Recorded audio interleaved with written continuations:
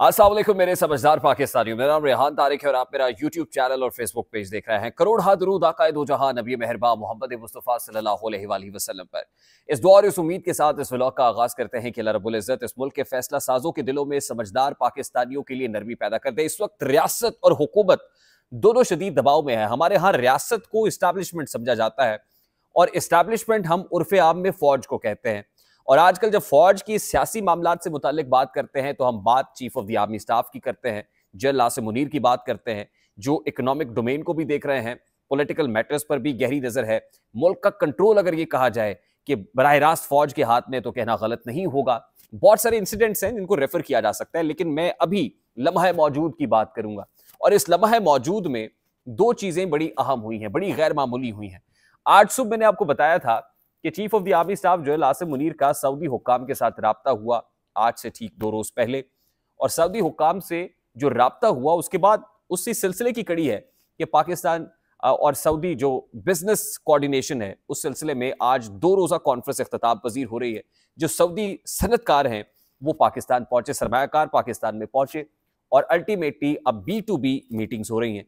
लेकिन उससे अहम बात यह है कि सऊदी शहजादा मोहम्मद बिन सलमान पाकिस्तान का दौरा करने जा रहे हैं। ये लॉन्ग वेटेड दौरा है और हमारे जराए कंफर्म कर रहे हैं कि ये लॉन्ग वेटेड विजिट इसलिए नहीं हो सका कि उसमें एक बहुत बड़ी जो प्रोमिनेंट रीजन है उसमें पाकिस्तान की पॉलिटिकल मैटर्स हैं। और when it comes to political matters तो उसमें एक बड़ी सियासी जमात का जो पॉलिटिकल लीडर है वो इस वक्त जेल में मौजूद है। मैं यहीं से अपनी बात को कनेक्ट करूंगा।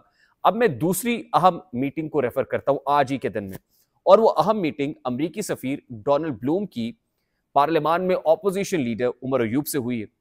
लेकिन इस मुलाकात के अंदर असद कैसर जो साबिक स्पीकर कौमी असम्बली हैं वो भी मौजूद थे। पाकिस्तान तहरीक इंसाफ के चेयरमैन बैरिस्टर गौहर भी मौजूद थे। इसी मुलाकात में पाकिस्तान तहरीक इंसाफ के मरकजी सेक्रेटरी इत्तलात रऊफ हसन साहब भी मौजूद थे। अब इस मीटिंग को बड़ा सिंबॉलिक समझा जाए। अमरीकी सफीर गवादर का दौरा भी करते हैं। अमरीकी सफीर वही हैं जब ऑपोजिशन में वो मरियम नवाज शरीफ साहिबा से जाके भी मुलाकात कर लेते हैं। वो दीगर जो स्टेक होल्डर्स हैं उनसे भी मिलते हैं। अब आज उमर अयूब साहब से जब पूछा गया, जब वो असेंबली से बाहर आ रहे थे, कि आपकी अमरीकी सफीर से मुलाकात क्यों हुई, तो उन्होंने कहा कि हमने ये मुलाकात असल में दफ्तर खारजा के या वजारत खारजा के, टू बी प्रिसाइज उन्होंने कहा वजारत खारजा के कहने पर की, और मैंने बीइंग ऑपोजिशन लीडर ये मुलाकात की। अब यकीनन ये मुलाकात इस लिहाज से इंतहाई अहम है कि एक ऐसी पॉलिटिकल पार्टी के मेंबर्स या ऐसी पॉलिटिकल पार्टी के ऑपोजिशन लीडर बैठे हुए हैं कि जिनका जो लीडर है, जो कायद है, वो जेल में है। और उसकी बहुत बड़ी डिमांड और बहुत बड़ा एलिगेशन अमेरिका के ऊपर है कि अमेरिका इस रजीम चेंज साजिश का हिस्सा था और अमेरिका के कहने पर लोकल इस्टेब्लिशमेंट ने और जनरल बाजवा ने इमरान खान की हुकूमत गिराई।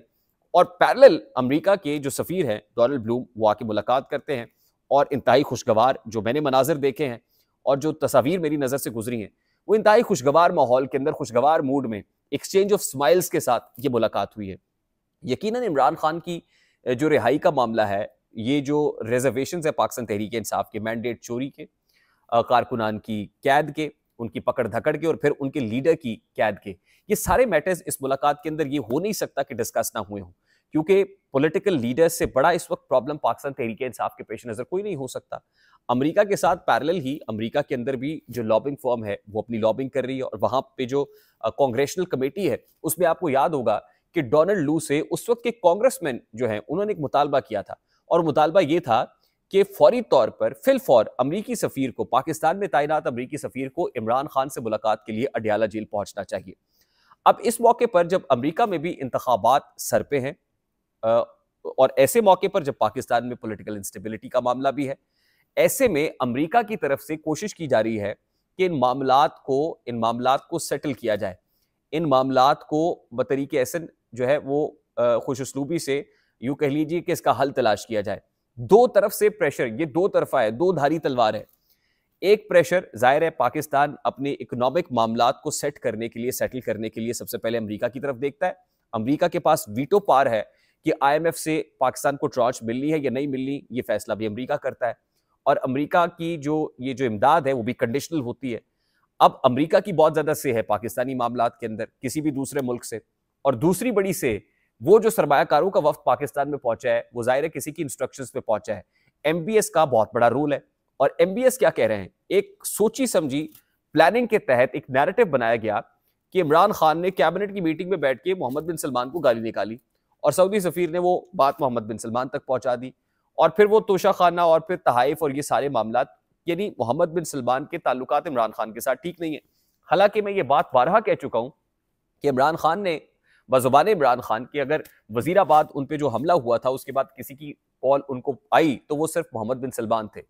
मोहम्मद बिन सलमान के साथ मेरे बड़े दरीना ताल्लुकात थे। यही वजह कि शेर अफजल मरवत ने जब MBS के खिलाफ कोई बात की थी तो बड़ी नागवारी का इजहार किया था इमरान खान साहब ने। अब ये दो ममालिक ऐसे हैं जिनकी गारंटी के हवाले से बात की जा रही है, और इमरान खान से आज मैं ये एक्सक्लूसिव खबर है जो आपके साथ शेयर कर रहा हूं कि इमरान खान साहब के साथ जब मामला को तय करने की बात हुई तो इमरान खान ने एक बड़े मुल्क की गारंटी मांगी। अब उसमें जो जाहिर है जब एक बड़ा मुल्क गारंटर होता है तो दूसरा तो उसको फॉलो करता है, और ये दोनों सेम लाइनो लेंथ के ऊपर है, सेम पेज पे, सेम फ्रीक्वेंसी पे है। One is US and other one is kingdom of Saudi Arabia.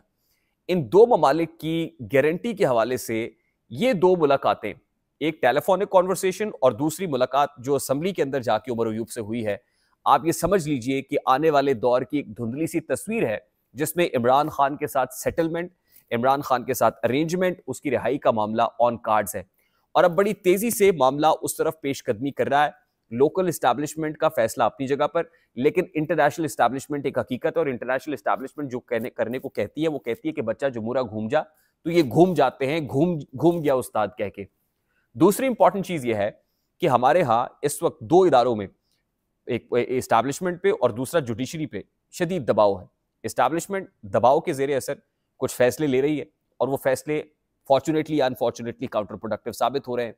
Judiciary में कुछ लोगों की ख्वाहिशात है, वो ख्वाहिशात ऐसी हैं कि जो खत्म होने का नाम नहीं ले रही, और अल्टीमेटली उसके लिए जो कानून साजी हुकूमत करने का इरादा रखती है वो भी काउंटर प्रोडक्टिव साबित हो रही है, क्योंकि पाकिस्तान तहरीक इंसाफ को सुप्रीम कोर्ट ऑफ पाकिस्तान से ही आज ठंडी हवा का झोंका मिला है, एक ब्रीदर मिला है, एक ब्रीदिंग स्पेस मिली है, और वो नशिस्तों की सूरत में है, वो मखसूस नशिस्तों की सूरत में है, ठंडी हवा का झोंका है। और अल्टीमेटली वो तरमीम जो किसी को एक्सटेंशन देने के लिए होनी थी, उस एक्सटेंशन का प्रोग्राम तो शेर अफजल मरवत के वकौल बढ़ गया है। यानी आप यूं कह लीजिए कि एक नहीं बल्कि दो एक्सटेंशंस का प्रोग्राम बढ़ता हुआ नजर आ रहा है, और जिन दो इदारों की तरफ मैं आपको रेफर कर रहा हूं, आप समझ लीजिए कि दोनों एक्सटेंशंस का ताल्लुक उन्हीं दो इदारों के साथ है। लास्टली मैं सिर्फ आपको यह बता दूं कि शेर अफजल मरवत वाला जैसे मामला बड़ा हुआ है इस वक्त, PAC का फड्डा इस वक्त that is still hanging in the air. Sheikh Waqas Akram का नाम आ रहा है, वकास अकरम उसको ओन करने के लिए तैयार नहीं है, और शेर अफजल मरवत ये कह रहे हैं कि ये पब्लिक अकाउंट्स कमेटी की चेयरपर्सनशिप है, ये पाकिस्तान तहरीक इंसाफ है, कोई राजवाड़ा नहीं है, तो मैं इमरान खान से बात करूंगा। आई होप मेरी बात आप तक पहुंची होगी। अगर पहुंच जाए तो वीडियो को लाइक और शेयर करना मत भूलिएगा। चैनल पे नए तो चैनल को सब्सक्राइब जरूर कर लीजिएगा। मुझे रेहान तारिक को इजाजत दीजिए, अपना बहुत सारा ख्याल रखिएगा। अस्सलाम वालेकुम।